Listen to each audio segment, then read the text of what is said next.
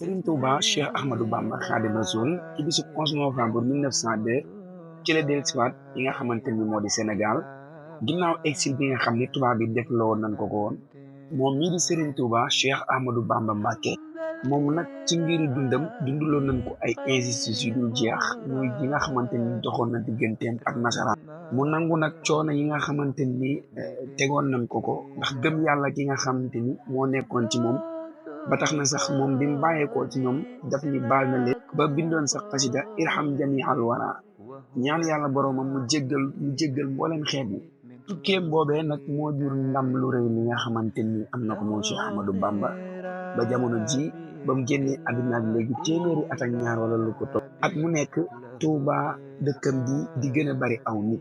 ñu gën a xër ci moom Cheikh Ahmadou Bamba Xaadimu Rasuul ba tax na ñoom tubaab yi li nga xamante ni bëggoon nañ ko ci moom nii mu jéewuñ ko woon am ndax dëkkam bii di Touba at mu nekk 7 millions de mindeef ñoom ñoo fay teew ci dëkk bi seen boobee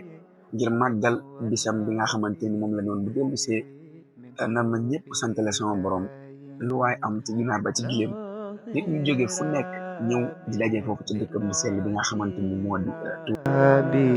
lahu khitabi mahati daini